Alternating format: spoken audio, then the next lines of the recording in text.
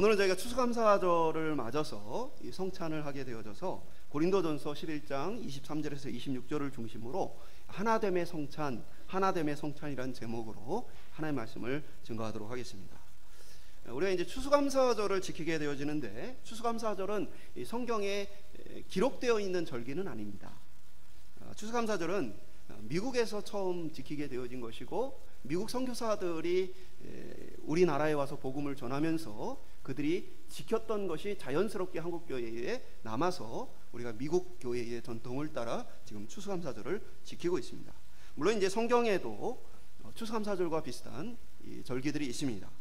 그래서 초실절이라고 표현하는 이제 맥주절이나 아니면 또 수장절이라고 하는 이 절기가 추수와 관련된 절기입니다. 어떤 이들은 왜 성경에도 없는 절기를 지켜야 하는가라고 말하는 분들도 계셔요. 그러나 이 사도 바울은 골로새서 2장 16절을 통해서 그러므로 먹고 마시는 것이나 절기나 초하루나 안식일을 이유로 누구든지 너희를 비판하지 못하게 하라 라고 분명하게 선언을 해줍니다. 그러니까 한마디로 얘기해서 과거에 구약에서 지켰던 어떤 날짜를 지키는 것, 어떤 의식과 행위를 지키는 것에 대해서 더 이상 매어있지 마라, 그것으로 인해서 너희를 비판하는 자들을 용납하지 마라 라고 성경은 이야기하고 있습니다. 이 말은 추수감사절은 반드시 지켜야 되는 것은 아니다라는 얘기고, 또 반드시 정해진 날짜에 지켜야 하는 것도 아니라는 이야기입니다. 다만 우리가 한 해를 마무리하는 시점을 앞두고 하나님께 감사하는 절기를 지키는 것이 우리에게 유익하기 때문에 이 절기를 지키고 있는 것이죠. 특별히 이제 오늘 우리는 추수감사절 예배를 드리면서 성찬을 나누게 되어지는데, 오늘 감사절을 생각하면서 하나님 베푸신 은혜를 우리가 바라보고, 동시에 그 은혜 중에 특별히 우리를 구원하신 예수 그리스도의 십자가의 그 은혜를 생각하며 성찬의 참된 의미도 함께 나누기를 소망합니다. 이것을 통해서 오늘 우리 가운데 그 은혜가 우리를 어떻게 변화시키고 또 우리를 통해 하나님께서 어떻게 기대하고 계신지 함께 말씀을 나누고자 합니다. 첫 번째 한번 따라 보겠습니다. 감사는 하나님의 은혜를 인정하는 것이다. 추수감사란 우리의 삶 속에 하나님께서 베풀어 주신 은혜에 대한 고백을 하는 날이죠. 비가 오는 거나 바람이 부는 거나 해가 지고 뜨는 것들이 모두 하나님께서 베풀어 주신 은혜, 우리가 이것을 일반 은혜라고 표현을 합니다. 또 일반 은총이라고도 이야기를 하죠. 이것은 믿는 자나 믿지 않는 자나 모든 사람에게 하나님께서 베풀어 주시는 것이기 때문에 그렇습니다. 하나님은 아담에게 또 노아에게 이러한 일반 은총에 대한 이야기를 하셨는데, 생육하고 번성하라, 땅에 충만하라, 이러한 모든 것들은 하나님께서 믿는 사람뿐 아니라 믿지 않는 모든 사람들에게도 주신 바로 일반적인 은혜입니다. 그런데 우리는 이 먹고 마시는 모든 일들 속에서, 또 우리가 살아가는 모든 환경 속에서 하나님이 베풀어 주신 그 은혜를 기억하고 그 은혜를 주신 하나님을 기억해야 하는데, 사실은 우리는 죄인이라 이런 하나님의 은혜를 잘 깨닫지 못합니다. 그래서 하나님께서는 우리로 하여금 이 모든 것이 하나님의 은혜로 주어졌다는 사실을 깨닫게 하기 위해서 어느 해에는 흉년이 들고 어떤 해에는 풍년이 들고 어떤 해에는 가뭄이 들고 어떤 해에는 홍수가 드는 일들이 벌어지게 되어집니다. 그러한 이유는 사람들로 하여금 이 은혜를 당연한 것으로 여기지 않도록 하기 위해서요. 만약에 매년에 똑같은 양의 비와 똑같은 양의 햇빛과 똑같은 양의 바람이 분다면 사람들은 원래 그런 것이다 라고 생각을 할 거예요. 그러나 매년 똑같지 않은 것들이 반복됨에 따라서 사실은 사람들은 그것이 신의 은혜로 주어진 것이다 라고 인식을 하게 되어지는 것이죠. 그래서 모든 시대와 문화 속에 살던 사람들은 자신들이 그러한 한계를 만날 때마다 그것을 인간에게 주어진 당연한 삶이라고 생각하지 않고 그것을 주신 분이 계시다 생각하며 때로는 기우제를 지내고 때로는 다양한 풍년을 위한 어떤 의식들을 행했던 모습을 보게 되어져요. 그러니까 하나님께서 매번 똑같은 모습으로 역사하지 않기 때문에 이것이 원래부터 그런 것이다 라고 생각하지 않고 이것을 우리에게 주시는 분이 있구나 라는 인식을 하게 했다는 거예요. 우리의 삶도 마찬가지예요. 우리가 매일 평안한 삶만을 누리게 되어진다면 우리는 그것은 인간에게 당연하게 주어진 삶이라고 생각할 거예요. 그런데 우리의 삶에 다양한 일들이 발생해요. 때로는 괴로운 일도 발생하고 때로는 어려운 일도 발생합니다. 그 모든 일들을 통해서 우리의 삶 가운데 하나님을 인식하고 하나님을 찾게 되어져요. 그래서 우리는 이 모든 일들을 통해 우리를 부르시는 하나님의 음성을 듣게 되어지는 거예요. 그러면서 그것이 당연한 것이 아니라 하나님이 우리에게 베푸신 은혜다라는 고백을 하게 되어지는 것입니다. 올 한 해 여러분의 삶은 어떠했습니까? 어떤 분에게는 평안한 날이 많았을 것이고 어떤 분들에게는 힘들고 어려운 순간들이 많았을 것입니다. 오늘 저와 여러분이 그 모든 상황 속에서 하나님의 은혜와 그 은혜를 베풀어 주신 하나님을 발견할 수 있기를 축원드립니다. 은혜를 고백하는 삶이란 그 부르심의 자리에서 나에게 주신 그 하나님을 기억하는 삶, 인정하는 삶을 바로 은혜를 고백한다 표현할 수 있어요. 오늘 본문의 배경은 고린도 교회에서 발생한 차별의 문제를 바탕으로 하고 있습니다. 당시에는 이제 성도들이 한 가정에서 모여서 예배를 드렸습니다. 그래서 낮 시간 동안은 일을 하고 그리고 이제 저녁 때가 되어질 쯤이면 성도들이 가정으로 모여서 같이 예배를 드렸어요. 당연히 이제 많은 수가 모이기 위해서는 부유한 이 가정에 모였겠죠. 그래야 넓은 집에 많은 성도들이 모일 수 있으니까. 그런데 이제 예배를 드릴 시간이 되어지면 이들이 당연히 저녁을 먹어야 할 시간이 되어지죠. 그래서 이들이 함께 모여서 식사를 하고 그리고 나서 예배를 드려왔습니다. 그런데 이 고린도전서에서 언급하고 있는 상황적인 배경을 보면 부유한 사람들이 자기들끼리 음식을 먹고 가난한 자들에게 음식을 충분히 주지 않는 모습을 보게 되어집니다. 아마도 또 가난한 자들은 자신의 마음대로 시간을 어찌할 수 없고 자신을 부리는 그러한 주인들에 의해서 일을 마치고 돌아와야 했을 거예요. 그러니까 부유한 사람들은 예배를 드릴 시간이 다가왔구나 하면 모든 일들을 접고 갈 수가 있죠. 그러나 누군가의 종이고 누군가를 섬겨야 되는 고용된 사람들의 경우에는 자신이 가고 싶다고 내팽겨치고 갈 수가 없는 거예요. 그러니까 이러한 사람들은 다른 사람들보다 조금 늦게 이 예배 모임에 참여하게 됐어요. 근데 그때의 부유한 사람들이 모든 것을 먹고 가난한 자들은 배고픈 중에 예배를 드려야 하는 상황들이 이 고린도 교회에 발생했던 것입니다. 이러한 상황을 향해서 사도 바울은 고린도전서 11장 22절을 통해 이렇게 말합니다. 너희가 먹고 마실 집이 없느냐? 너희가 하나님의 교회를 업신여기고 빈궁한 자들을 부끄럽게 하느냐? 내가 너희에게 무슨 말을 하랴? 너희를 칭찬하랴? 이것으로 칭찬하지 않노라. 그러니까 이러한 태도, 가난한 성도들이 늦게 와서 밥을 먹지 못하고 예배드리는 그 모습들은 하나님의 교회를 업신여기는 태도다 라고 말을 하고 있어요. 왜 그러냐? 그 모든 것을 주신 하나님을 인식하지 않는 태도이기 때문에 그렇습니다. 그것을 주신 하나님께 대한 감사가 없는 태도이기 때문에 그래요. 오늘 우리에게 주어진 것은 하나님께서 물론 이제 우리의 필요를 위해 공급해 주신 것이기도 하지만 동시에 그것을 통해 나누라는 하나님의 넉넉히 주신 은혜도 있다는 사실입니다. 다른 이들의 필요를 채우도록 우리에게 주신 거예요. 그러니까 오늘 우리가 이제 삶을 살 때에 예를 들면 우리에게 건강해요. 그렇다면 그 건강은 나의 어떤 삶을 위해 주어진 것이기도 하지만 그 건강을 통해 건강하지 못한 자들을 돌아보라는 하나님의 은혜이기도 한 거예요. 그래서 우리 그리스도인들은 항상 우리에게 주어진 것 속에 하나님께서 왜 이것을 나에게 주어주셨는가, 그리고 내가 이것을 하나님의 영광을 위해 어떻게 사용할 것인가에 대한 고민을 가지고 살아야 하는 것이죠. 감사하게도 우리 교회는 코로나를 거치면서 많이 위축되지 않고 모든 면에서 하나님 넉넉하게 은혜를 베풀어 주셨습니다. 그렇다면 그것은 또한 우리 자신을 위해 지혜롭게 사용하되 동시에 또한 우리는 자꾸 나누기 위한 생각을 가져야 합니다. 왜냐하면 감사란 이걸 주셔서 감사합니다 라는 말이 아니에요. 감사란 이것이 하나님의 은혜로 내게 맡겨주신 것이다. 하나님이 내게 맡겨주신 것을 내가 하나님의 영광을 위해 어떻게 사용할 것인가, 그것이 참된 고백이고 감사라는 사실이에요.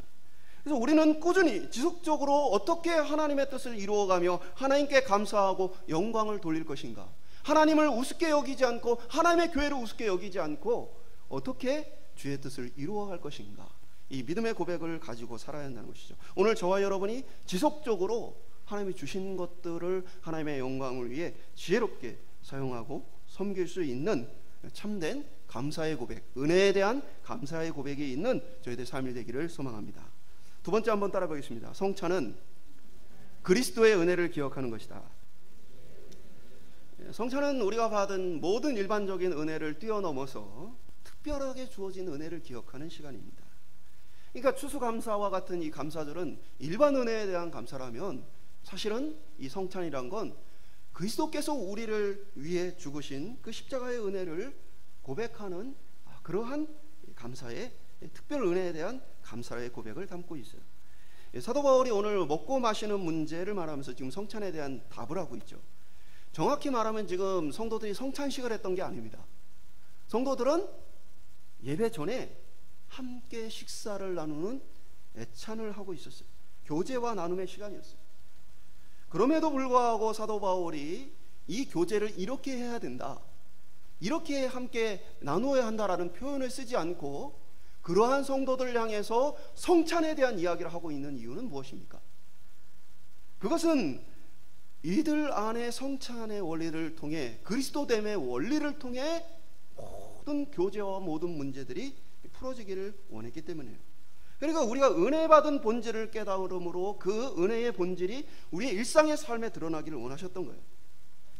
쉽게 얘기하면 우리의 삶 속에 예배 시간과 예배 전 시간이 다른 사람, 교회 안에서와 교회 밖이 다른 사람이 아니라 그리스도 안에서 전인격적으로 변화된 그 모습이 삶의 구석구석에 나타나기를 원하여서 지금 애찬의 문제, 밥 먹고 교제하는 문제를 이야기하는데 그것에 대한 원리로서 성찬을 얘기하고 있는 것이죠. 이 성찬의 원리는 예수님께서 우리에게 보여주신 것이죠. 사도 바울은 성찬에 대해서 말하면서 예수님 십자가를 이야기합니다. 23절에 보면 내가 너희에게 전한 것은 주께 받은 것이니 곧 주 예수께서 잡히시던 밤에. 주 예수님께서 잡히시던 밤, 그 밤은 어떤 밤입니까? 죄가 없으신 예수님이 죄인인 우리를 위해 십자가에 죽으시는 사건, 십자가의 사건을 앞두고 있는 것을 이야기하고 있어요. 바로 예수님은 그 십자가의 사건을 앞두고 어떻게 하셨습니까? 23절에 떡을 가지사 이어서 축사하시고 떼어 이르시되 이것은 너희를 위하는 내 몸이니 이것을 행하여 나를 기념하라 하시고, 또 식후에 그와 같이 잔을 가지시고 이르시되 이 잔은 내 피로 세운 새 언약이니 이것을 행하여 마실 때마다 나를 기념하라 하셨으니. 그러니까 예수님이 성찬을 행하신 날은 사실은 가룟 유다가 예수님을 배신한 날이요, 또 그 밤에 제자들이 예수님을 버리고 도망한 날입니다. 예수님이 배신당하고 버림받은 그날에 예수님은 그들을 위해 성찬을 제정하셨다라는 것이죠. 우리가 사기를 당하고 배신을 당하면 우리 자신에 대한 생각으로 가득해요. 그래서 분노가 일어나고 실망감이 일어납니다. 그러나 우리 주님은 그 모든 일들 앞에서 성찬을 행하시며 이것을 기억하라고 말씀하십니다. 이 성찬은 원래 유월절 만찬의 자리였습니다. 유대인들은 유월절에 어린 양을 잡아서 사람들과 함께 먹고 만찬을 함께 하게 되어져 있어요. 그러면서 이제 출애굽의 의미를 그들이 함께 되새기는 시간을 갖게 되어지는데, 예수님은 자신이 그 유월절 어린 양으로서 자신의 살과 피를 먹으라고 말씀을 해주고 계신 것입니다. 그러니까 뭐냐, 유월절을 지켜왔던 그것은 그림자에 불과해요. 그리고 이 유월절이 실제로 가리키는 건 유월절 어린 양과 예수님의 십자가 사건을 미리 교육하기 위한 그러한 예표에 불과했던 거예요. 그래서 이제 예수님은 이제 이 일이 완성되어지고 너희에게 보여지기 때문에 이제는 과거의 유월절 만찬이 아니라 이제는 예수님을 그 십자가를 기억하는 성찬으로서 이것을 행하라고 우리에게 명령해 주셨어요. 그러니까 성경에 분명히 예수님께서 이렇게 말씀하셨음에도 불구하고 유월절 지켜야 한다는 이단들이 아직까지도 있죠. 그 얘기는 지금 무슨 얘기입니까? 예수님의 직접적인 이 명령을 그들이 뭐예요? 거부하고 있다는 거예요. 유월절을 지키는 것이 아니라 유월절 지켜왔던 그것이 예수님의 십자가와 그 은혜라는 사실을 깨달음으로 이제 그 예수님의 십자가의 그 은혜를 성찬으로서 그들이 기억하라 라고 말씀하시는데, 저들은 과거로 돌아가서 예수님의 그 말씀을 반역하고 있는 모습을 보게 되어지는 것이죠. 그래서 오늘 말씀은 그것이 새 언약이다 라고 표현을 해주고 있습니다. 새 언약이란 건 무엇입니까? 새 언약이란 건, 과거의 언약은 약속을 해주는 언약이었어요.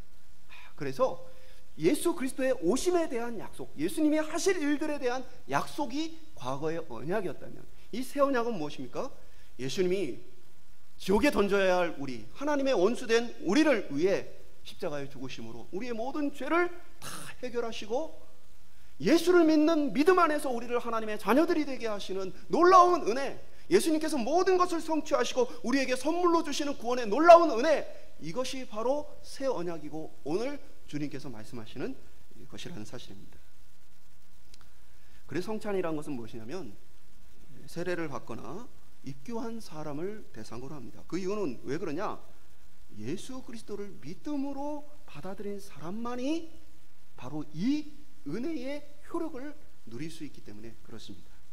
예수를 믿지 않는 사람들이 이 떡과 포도주를 먹는 것은 아무런 의미가 없기 때문에 그렇습니다. 그래서 우리는 믿음을 통해 십자가에서 그 살과 피를 내어주신 예수님의 구원에 참된 그 의미를 돌아보며 이 성찬에 참여하게 되어집니다. 이 성찬에 참여할 때에 예수님의 살과 피를 먹고 마실 때에 우리를 위해 십자가에 자신의 살을 찢어주시고 자신의 피를 흘려주신 그 은혜에 대한 기억이 우리에게 필요하다는 사실이에요. 오늘 주님이 베푸신 그 은혜에 대한 기억, 그 은혜에 대한 감사로서 저희가 이 성찬에 참여할 수 있기를 축원드립니다. 마지막으로 따라해보겠습니다. 성찬은 회복과 하나됨에 대한 약속이다. 성찬은 이제 말씀드린 것처럼 이제 고린도전서의 이 배경은 서로 성도 간의 차별의 문제에 대해서 이야기할 때 특별히 부유한 자와 가난한 자에 대한 차별에 대한 부분들을 이야기하면서 지금 언급을 하고 있어요. 성찬은 우리가 그리스도와의 연합을 상징하는 행위입니다. 그러니까 우리가 떡과 포도주를 먹으면 그것이 우리의 몸 안으로 들어오게 되어지죠. 그리고 우리의 몸과 분리가 되어야 안 돼요? 안 되어지죠. 그러니까 이러한 것들을 통해 우리에게 알려주는 거예요. 예수님께서 우리 가운데 오셔서 우리와 하나가 되셨다. 그래서 예수님의 살과 피를 우리가 먹고 마시는 그 상징적인 행위를 통해서 그리스도께서 우리 안에 계심을, 그 연합됨을 고백하는 것이 이 성찬의 본질적인 의미입니다. 그리고 예수님께서 내 안에 계시다라는 이 표현뿐 아니라 우리가 함께 성찬을 함을 통해서 뭘 느끼는 거예요? 우리의 형제 자매들 역시 뭡니까? 그리스도 안에서 우리가 한 몸이다, 그리스도 안에서 우리가 한 형제요 한 자매다 라고 고백하는 것이 이 성찬을 우리가 함께하는 이유입니다. 오늘날 이 많은 문화가 바뀌었죠. 요즘에 이제 가게들에 이런 이제 문구들이 많이 붙여 있다고 합니다. 반말로 주문하면 반말로 주문 받음. 이게 과거에 이제 얼마 전이죠. 한 이제 젊은 청년이 이제 반말로 주문하는 이제 손님에게 반말로, 이제 연세가 좀 많으신 분에게 반말로 주문을 받았더니 이분이 이제 폭행을 해가지고 사회적인 문제가 됐습니다. 근데 과거 같으면 어떻게 생각했겠어요? 아, 이거 젊은 사람이 나이 드신 분한테 이렇게 반말을 하다니 하고 지나갔을 거예요. 근데 이 사건 이후로 많은 가게들이 지금 붙여놓고 있어요. 반말로 주문하면 반말로 주문 받음. 이 얘기는 뭡니까? 우리 직원한테 나이가 어리다고 반말하지 마라 라고 말하는 것이죠. 물론 이제 어른을 향해서 이 반말을 한 것이 잘한 것은 아니죠. 그러나 이것이 지금 우리가 살고 있는 시대의 문화가 바뀌었다는 것을 보여주는 거예요. 그리고 다른 한편으로 우리는 이 모든 문화를 기독교적으로 성경의 근거로 살펴봐야 하는데, 나이가 많다는 이유로 누군가에게 반말을 하는 것은 성경적이지 않은 태도예요. 오늘 우리는 모든 사람을 형제와 자매로 그리스도의 한 몸으로 그들을 존중하고 그들을 높여야 합니다. 그것은 나이와 관계없이 그들을 서로 존중해주고 세워줘야 해요. 서로 존칭을 불러줘야 해요. 그러니까 교회 안에서 나이가 많다는 이유로 누구를 향해서 반말을 한다는 것은 아주 예의가 없는 행동입니다. 물론 이제 반말을 한다는 것이 친근감의 표현이기도 하고, 그러나 또 다른 한편으로 무엇입니까? 상대를 낮추어서 표현하는 표현의 행위이기도 합니다. 예를 들면 여러분이 여러분보다 나이가 어린 어떤 대통령이나 아니 어떤 장관이나 이런 사람을 만났을 때 보자마자 나보다 나이가 어리니까 반말을 합니까? 그렇게 하지 않죠. 사실은 내가 그래서 그런 게 아니라고 말하지만 마음 한편에는 내가 나이가 많기 때문에 상대를 낮추어 보는 그러한 태도가 그 안에 있기 때문에 그런 표현을 쓰게 되어지는 거예요. 물론 이제 시대가 많이 바뀌어서 그런 것이기도 해요. 저도 물론 이제 요즘 MZ세대의 문화를 다 이해 못합니다. 외계인 같은 애들이죠. 근데 문제는 뭐냐면 우리가 성경 안에서 그들을 품고 섬겨야 한다는 사실입니다. 그러니까 교회가 이런 시대의 변화에 성경적으로 대응하고 성경적으로 길을 찾아가야 하는 것이에요. 그래서 저는 우리 청년들에게도 여러분이 존칭을 사용하길 바랍니다. 청년은 이미 성인이에요.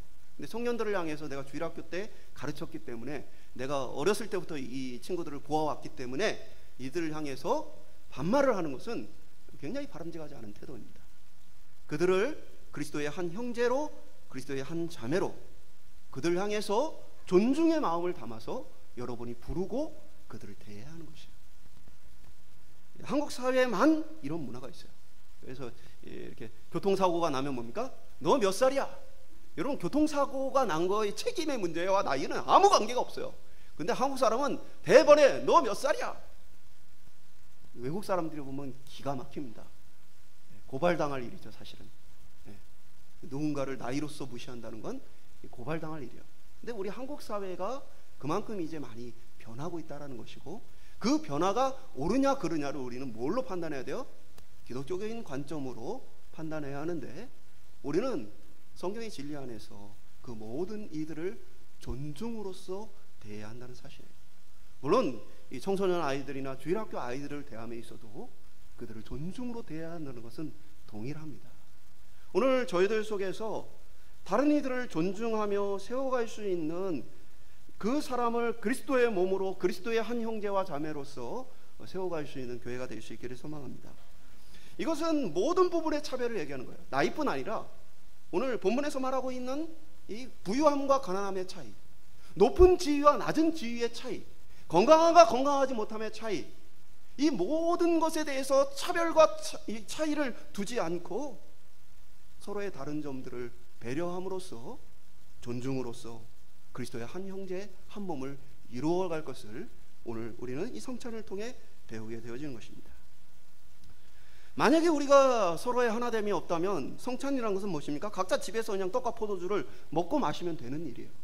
그러나 우리가 한 자리에서 함께 모여 떡과 포도주를 먹는다는 것의 의미는 우리가 그리스도의 몸에 함께 참여하게 되어지고 그리스도 안에서 한 몸이고 한 형제 자매임을 이 시간 고백하는 것이에요. 그래서 성찬에 참여할 때에는 내 안에 혹시 미움이나 다툼이나 시기나 질투나 어떠한 형제 자매를 향한 죄가 있지는 않은가 돌아봐야 할 필요가 있어요. 그리고 그 안에서 하나님의 풍성한 은혜를 따라 회복되어지기를 간구하며 이 성찬에 참여해야 한다는 사실입니다. 또한 이 성찬은 세상을 향한 하나됨을 또 말해주고 있어요. 오늘 본문 마지막 절은 어떻게 말합니까? 26절에 너희가 이 떡을 먹으며 이 잔을 마실 때마다 주의 죽으심을 그가 오실 때까지 전하는 것이라. 그러니까 성찬을 뭐하고 지금 연결을 짓고 있어요? 예수님이 오실 때까지 복음을 전하다라고 얘기를 하고 있어요. 왜 그렇습니까? 예수님이 여러분 언제 오십니까? 예수님 언제 오세요? 분명한 것은 우리가 지난 시간에 이제 알 수 없다고 말했지만, 분명한 것은 하나님께서 구원하기로 작정한 모든 사람이 구원을 얻으면 예수님 오시는 거예요. 온 땅에 복음이 전파된다는 건 그게 어느 정도까지 복음이 전파되어야지 우리는 알 수는 없지만, 분명한 건 하나님의 계획한 모든 구원받을 자들이 그 복음의 소식을 듣고 구원을 얻게 되어지면, 그러면 구원의 완성을 통해 예수님이 오시는 거예요. 그러니까 우리가 예수님이 언제 오시냐라는 것은 뭐하고 관련이 있어요? 복음이 전파되는 것과 관련이 있어요. 그러니까 성찬이란 건 뭐예요? 아직 교회 안에 들어오지 못했지만, 아직 세상 가운데 살고 있지만, 그러나 우리의 형제이고 자매인 사람들이에요. 하나님께서 구원하신 사람들이에요. 그들을 찾아 그들에게 복음을 전하고 그들과 우리가 하나라 됨을 이루어가는 것이 바로 성찬의 의미예요. 그래서 오늘 사도 바울은 이 성찬이란 건 그리스도께서 다시 오시는 날까지 그의 죽으심에 대해서 전파하는 일이다 라고 이야기를 해주고 있는 것입니다. 오늘 이 성찬을 통해서 우리의 잃어버린 형제 자매를 찾아야 한다는 주님의 명령을 우리가 다시 기억할 수 있기를 소망합니다. 그리고 예수님의 십자가의 죽음은 나만이 아니라 세상 속에 있는 아직은 주님을 알지 못하는 그들에게도 전파되어지며 그들에게도 예수님의 살과 피가 함께해야 된다는 사실을 기억함으로 주님 앞에 서야 한다는 사실입니다. 오늘 저와 여러분이 이 성만찬 공동체로서 그리스도의 안에서 교회 안에 하나됨을 이루어가고 동시에 또 세상 가운데 구원받아야 할 하나님의 백성들을 찾아나가는 결단과 각오를 가지고 주님께서 명령하심을 따라서 이 성찬에 참여할 수 있기를 주님의 이름으로 축원드립니다. 말씀 맺도록 하겠습니다. 오늘 이 성찬을 먹고 마심에 있어서 우리에게 참된 감사가 있기를 소망합니다. 올 한 해 우리에게 주신 모든 것들에 대해서 하나님의 은혜에 대한 감사가 있기를 소망합니다. 그리고 그것을 뛰어넘어 우리의 참된 구원에 대한 감사가 있기를 소망합니다.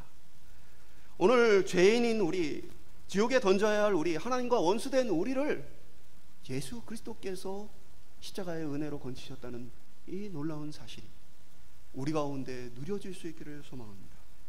그리고 예수님의 살과 피를 우리가 먹고 마시는 이 행위를 통해서 주님이 내 안에 함께하고 계심을 고백할 수 있기를 소망합니다.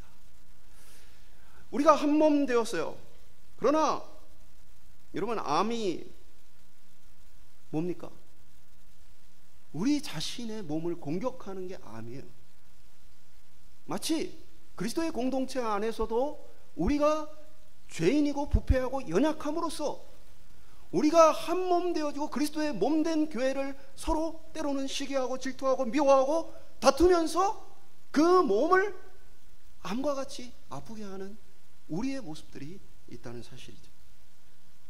그럴 때에 우리가 나는 죄인이고 부패하고 연약하여서 어쩔 수 없습니다 라고 고백한다면 우리 이 성찬이 우리에게 아무 의미가 없는 것입니다.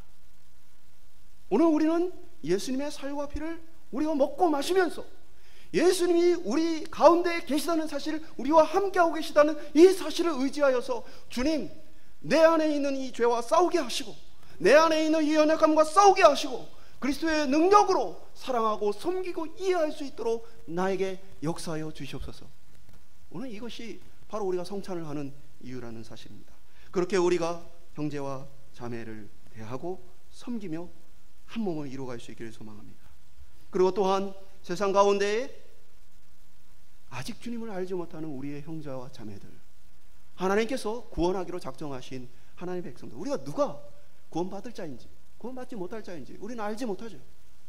다만 우리는 그 하나님의 명령과 그 심정을 가지고 저들에게 복음을 전파해야 할 것입니다. 오늘 성찬을 통해서 주님이 오시는 그날까지 내가 주님의 잃어버린 아들과 딸들을, 나의 형제들을 찾아가겠습니다 라는 각오와 믿음의 결단을 가지고 오늘 성찬에 참여하길 소망합니다. 성찬은 단순한 상징적인 행위를 나타내는 것이 아닙니다. 또한 성찬에 떡과 포도주가 어떤 신비한 능력이 있어서 우리의 삶에 영향을 주는 것은 아닙니다. 이 성찬이 우리에게 영향을 주는 것은 성령님께서 그 가운데 임재하심으로 성령께서 우리에게 감동과 은혜와 능력을 공급하실 때에 그 성찬이 우리에게 효과로서 나타나게 되어집니다.